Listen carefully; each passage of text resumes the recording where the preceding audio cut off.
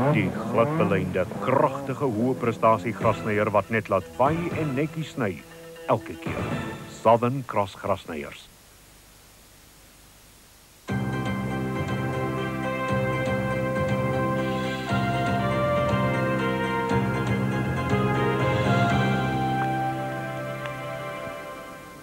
Vanaand se hoofnuus, die taxi-oorlog eis nog lewens en drastiese planne word gemaak om die geweld hok te slaan. Die Zandspruitplakkers het weer 'n heenkome, al is dit tydelik. Goeie nuus vir Suid-Afrika se lewerpasiëntjie. Na 2 operasies kan sy huis toe gaan. En Suid-Afrika se bowlers swoeg en sweet met min vrug op die eerste dag van die toets teen Nieu-Seeland. Die nuus om 8 op Vrydag, goeienaand. Die weermag en die polisie is op Hammanskraal 50 km noord van Pretoria ontplooi waar die bloedige taxi-oorlog vanoggend die lewens van nog 5 mense geëis het. 3 mense is op Hammanskraal doodgeskiet en nog 2 lyke is by Babalegi sowat 20 km verder gekry. 10 mense is reeds sedert die naweek dood. Die polisie het vanoggend ingegryp om die skare wat in 'n skietgeveg betrokke was uitmekaar te dryf. Die verslag deur Leonie Kok en kameramanne Hannes de Bison en Mishak Mekwa. Kort na die skietery het daar 'n gespanne stilte geheers, wat ongewoon is vir die gewoonlik besige taxi-staanplek. Uitgebrande voertuie en lewelose liggame was die enigste getuienis van die intense stryd wat hier gewoed het. I was accosted by a rampaging mob who forcibly removed me out of my car. Fortunately, I produced my SABC card, which showed them that I'm a journalist, and then it was then that I was allowed to go through. But you know, I had a harrowing experience. It was so frightening. Fortunately, I'm still alive. 7 voertuie is deur die woedende skare aan die brand gesteek en 2 mense is beseer. 2 mense is later op die toneel in hegtenis geneem. Die spanning tussen die Letlabele Taxi-vereniging en die Suid-Afrikaanse Langafstand Taxi-vereniging op Hammanskraal loop lank reeds hoog. Vroeër die week is 2 taxi-bestuurders in afsonderlike skietvoorvalle vermoor. Een se 2-jarige seentjie het saam met hom omgekom. Daar word vermoed dat die voorvalle aanleiding gegee het tot vanoggend se bloedbad. Dit was ook nie 'n goeie dag vir die media nie. 'n SAIK TV-nuusspan op die toneel is rof deur die polisie behandel en meer as 'n uur lank aangehou. Met ons aankoms op die toneel was hulle steeds in 'n vangwa toegesluit. Before we could do anything, we were manhandled into this police van here. That's all I can say. Die polisiekaptein wat opdrag gegee het dat hulle in hegtenis geneem word, wou nie kommentaar lewer nie. Die polisie het vanaand amptelik om verskoning gevra dat die nuusspan in die voertuig aangehou is, maar sê hulle is in hegtenis geneem omdat hulle die ondersoekgebied betree het. Die taxi-bestuurdersvakbond SADU het vanmiddag die regering gevra om nou se muur in te gryp om die taxi-geweld te beëindig voordat dit in 'n algehele bloedbad ontaard. En in Bisho in die Oos-Kaap het die provinsie se LUR belas met vervoer, mevrou Mandisa Marasha, aangekondig dat stappe bespoedig word om padvervoermaatreëls te hersien wat die taxibedryf sal rekonstrueer en die konflik sal beëindig. Mevrou Marasha sê dit is tyd dat diegene in die taxibedryf vasgevat word wat die wet in eie hande neem. 'n Polisieman is in die hospitaal op Riversdal dood nadat hy homself en sy vriendin geskiet het. Die polisie sê die 24-jarige konstabel Jan Februarie van Mitchells Plain het eers mevrou Natasha King geskiet en toe homself. Mevrou King was 7 maande swanger en is onmiddellik dood. Selfmoord in polisiegeleedere neem ernstige afmetings aan en konstabel Februarie is maar een van 200 amptenare wat teen einde van jaar die drastiese uitweg sou kies vir probleme soos spanning, lang werksure en karige salarisse. Dennis Kruiwagen het gaan ondersoek instel. Die afgelope aantal jare het die media dikwels verslag gedoen oor koelbloedige moorde op polisieamptenare. Maar daar is 'n ander moordenaar wat op die polisie jag. Hy is gesigloos en sy naam is Spanning. Tot dusver het die polisie amptelik geswyg oor Spanning en sy aandeel in polisie selfmoorde.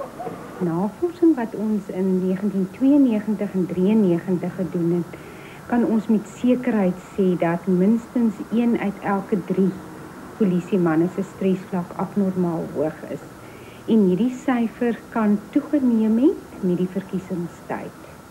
En selfs nou. So ek sou sê dit is 'n baie konservatiewe skatting.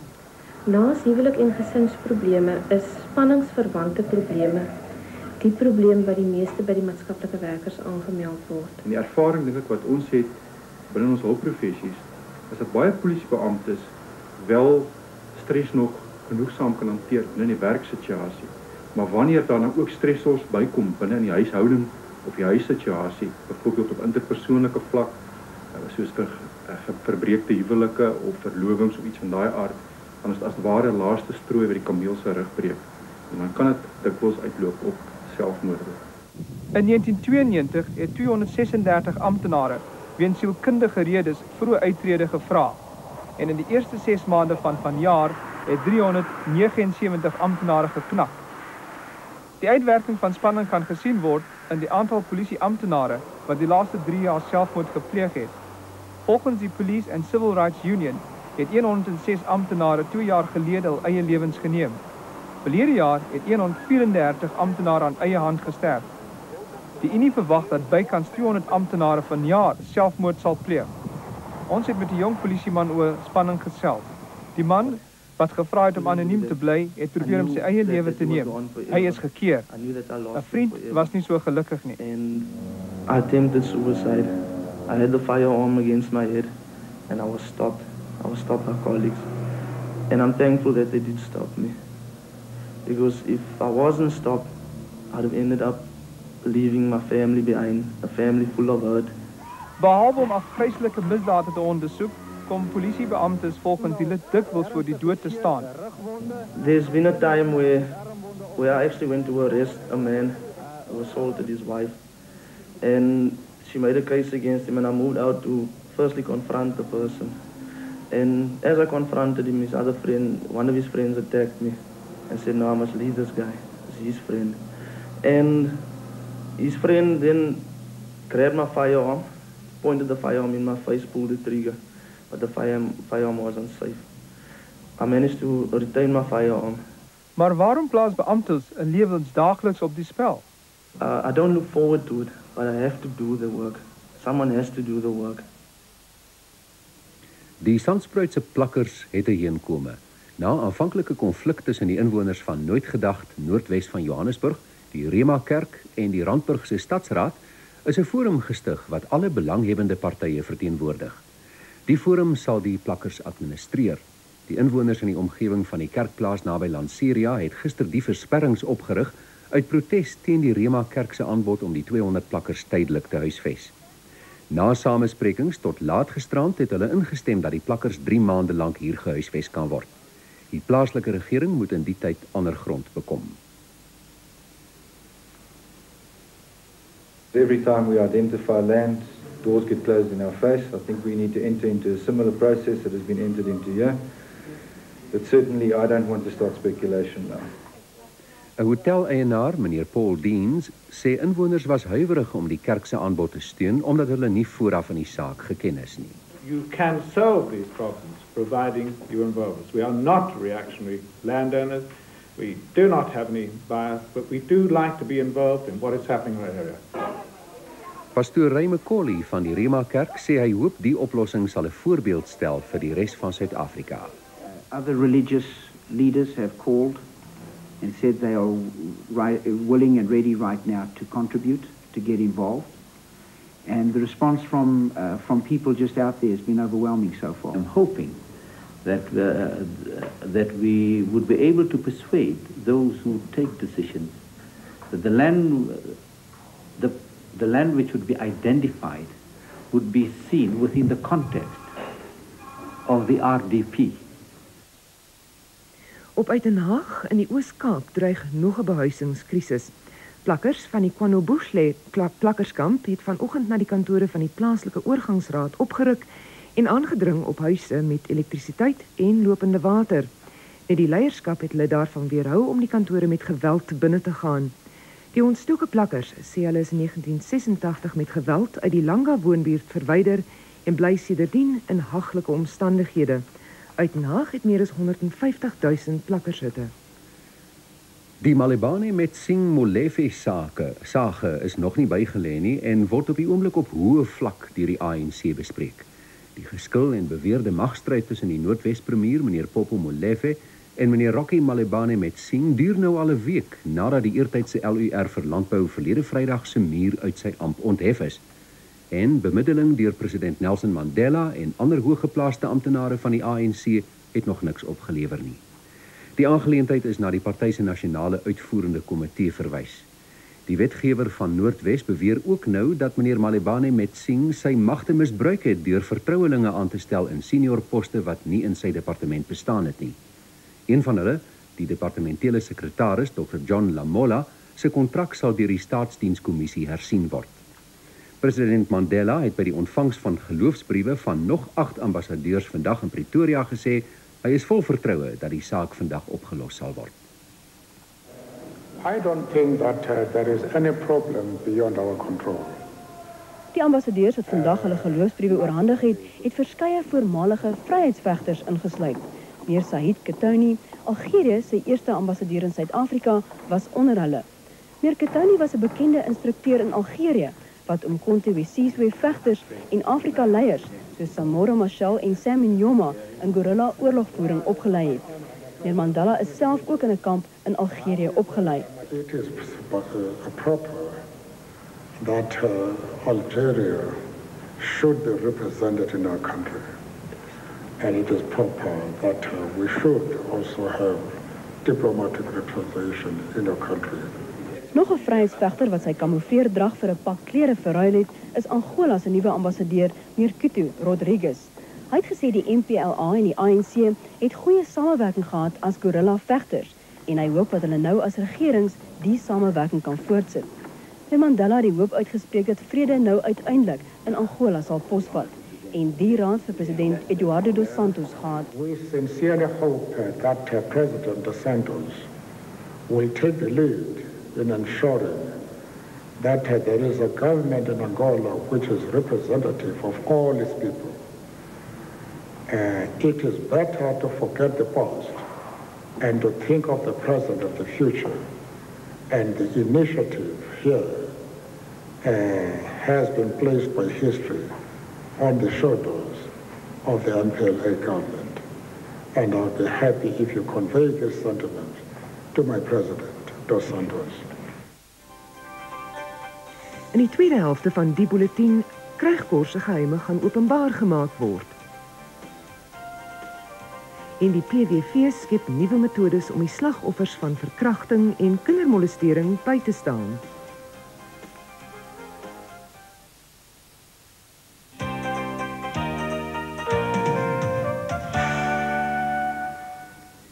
Een historiese bevinding is vandag gedoen deur die Cameron-kommissie van ondersoek na Krygkor se geheime wapentransaksies.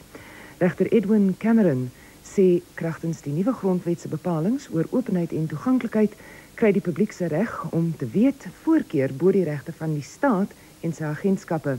Die bevinding bring mee dat dokumente oor geheime wapentransaksies van Krygkor nie in kamera voor die kommissie gelê hoef te word nie. Die wapenbesending was vir die Libanese regering bestem, maar die transaksie het platgeval toe Libanon ontken het dat hy iets daarmee te doen het. Die kommissie se ondersoek is kort in die wiele gery deur versoeke tot geheimhouding van Krygkor, die weermag en die departement van buitelandse sake. Hulle het aangevoer dat die openbaarmaking van sekere inligting diplomatieke betrekkinge kan benadeel en dat dit 'n bedreiging vir die nasionale veiligheid inhou. Regter Cameron het vandag beslis teen die geheimhouding van sekere dokumente. Hy sê hy kan geen grondwetlike rede vind om inligting van die publiek te weerhou nie. Dokumente en leers oor geheime wapentransaksies sal nou voor die kommissie gelê kan word. De regsverteenwoordigers vir die weermag, buitelandse sake en Krygkor het tyd gevra om oor die regter se bevinding te besin. Die kommissie is tot Dinsdag verdag. Die stryd teen seksuele aanrandings en kindermolestering is vandag in Johannesburg verder gevoer. Die LUR vir Veiligheid en Sekuriteit in die PVV, mevrou Jessie Duarte, het spesiale geriewe by die kantoor van die distriksgeneesheer in Banketstraat in die middestad geopen.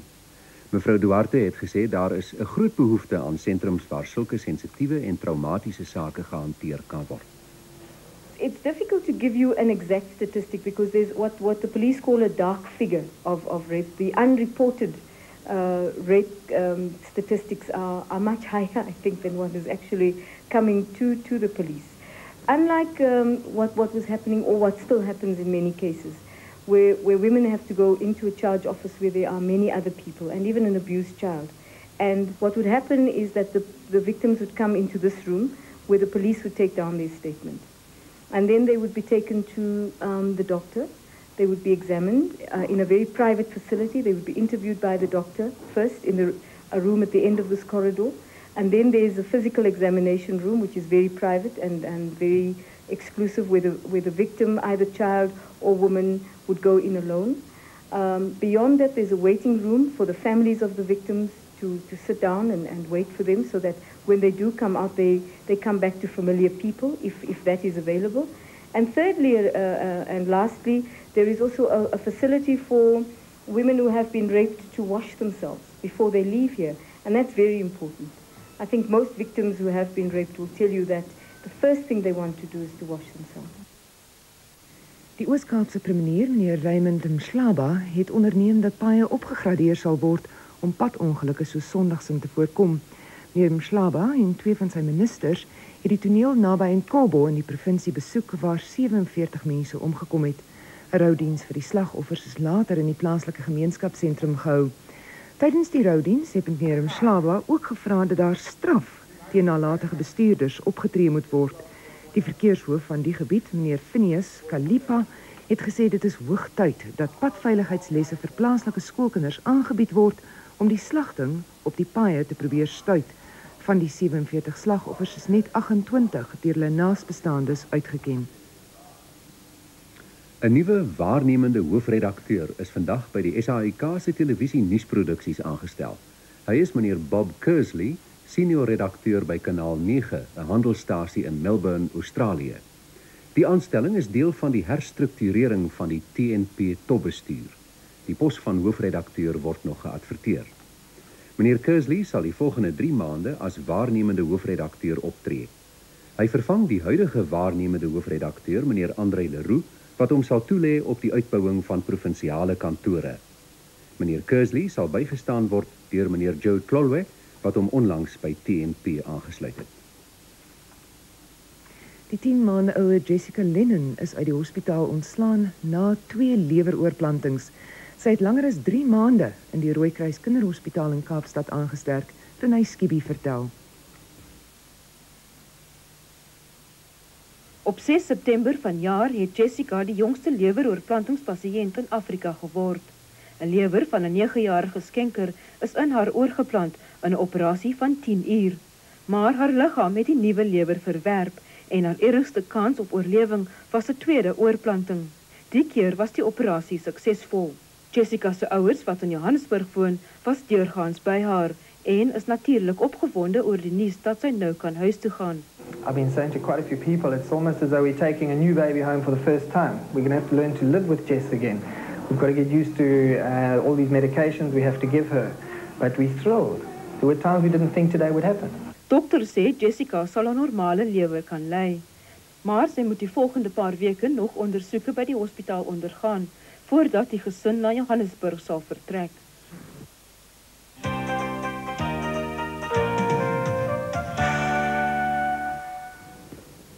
Kyk, die naweek is 'n naweek propvol groot internasionale sport soos cricket, rugby, boks, golf en hockey. Ja, en dit het al vandag begin. Ja, Nieu-Seeland het vanoggend op die Wanderers in Johannesburg die lood gewen en die besluit om eers te kolf het vrugte afgewerp.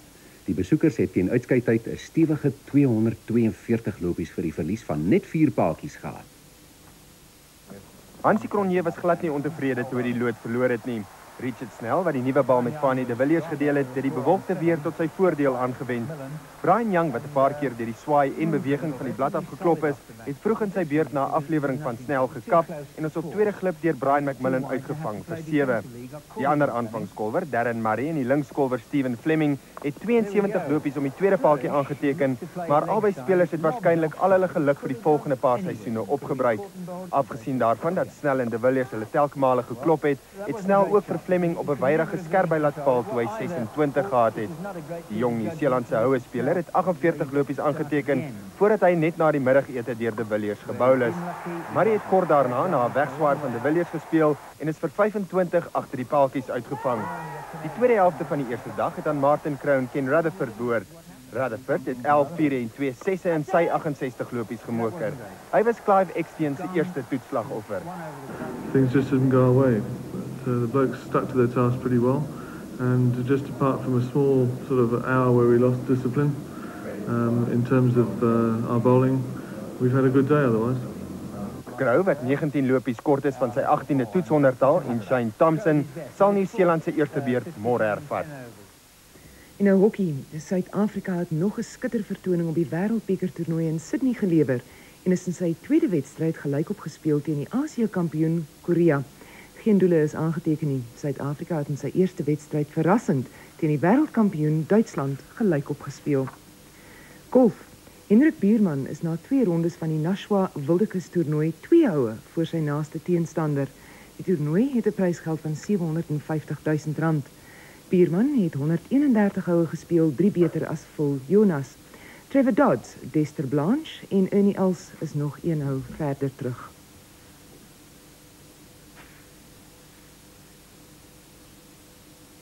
En in rugby, die Springbok rugbyspan draf môre op Cardiff Arms Park teen Wallis uit as die gunstelinge, maar maklik sal dit nie gaan nie. Die tuisspan kon Suid-Afrika nog nooit in 'n toets klop nie en David van der Sand berig dat Wallis 'n troefkaart het wat die Springbokke kan keller. In die ou taal staan hy 6 voet 10 duim in sy sokkies. En hoewel hy in sy eerste toets speel, is Derwin Jones 'n slot, Wallis 'n sogenaamde geheime wapen teen die Springbokke. Wallis hoop dat die voordeel van lengte in die lynstaande, die geleerde voet van loskakel Neil Jenkins en verdediging hulle in staat sal stel om die Springbokke te verras. Maar die tuisspan is die eerste om te erken dat Suid-Afrika die gunstelinge is om te wen. If people want to make us underdogs, that's fine. We've got nothing to lose. We'll just go out there and give it our best. The boys are really up for it, looking forward to the game, and I'm looking forward to Saturday. Die Springbokke is beslis die gunstelinge, maar dit is 'n posisie wat Frans op Pienaar glad nie pas nie. Die Springbokke beskou Wallis as 'n baie sterker span as die van Skotland. Ons glo nie ons is gunstelinge nie. Dit is ons uitkyk nie. Ons wil graag goeie rugby speel. Dit is 'n motivering vir ons en ons wil hierdie reeks deurgaan sonder om besiek te verloor. Alles loop reg vir die besoekers. Selfs die weervoorspelling is gunstig, maar om Wallis te onderskat, kan die groen en goud duur te staan kom. Wallis het vroeër vanjaar Frankryk op hulle tuisveld geklop. Nog 'n verrassing kan nie uitgesluit word nie. David van der Sand, TV1 nuus, Cardiff. Sokkernuus is dat Kenia hom vandag amptelik onttrek het as gasheer van 1996 se Afrika Nasie bekerreeks. Suid-Afrika word nou beskou as die waarskynlike plaasvervanger.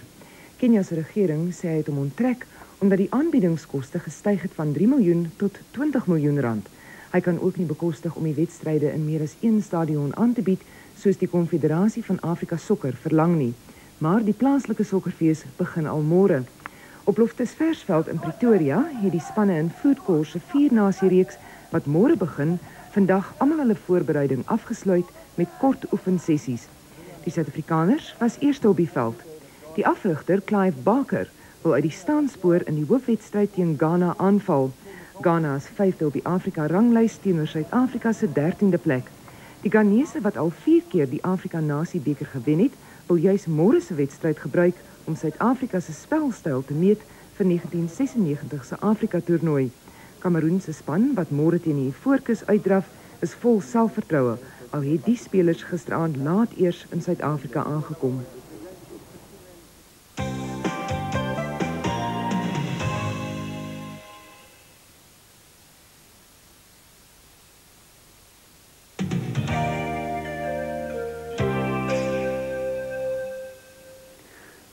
Ons satellietbeeld wat vroeër vandag hier na die aarde gesyn is, toon dat daar 'n redelike wolkband daar oor die buurlande was, maar oor die grootste deel van Suid-Afrika was dit sonskyn weer en dan is daar ook 'n frontale stelsel wat daar so suid van die land verby beweeg en ons sien daar sover in die suidweste kom daar nog 'n frontale stelsel aan. Nou die sinoptiese situasie, dit is aan die kaart wat die situasie vanmiddag om 2 uur voorstel, toon dan die laaste stuiptrekkings van 'n front wat gister heel wat koue gegee het, maar vandag reeds daar oor Noord-Transvaal geleef was.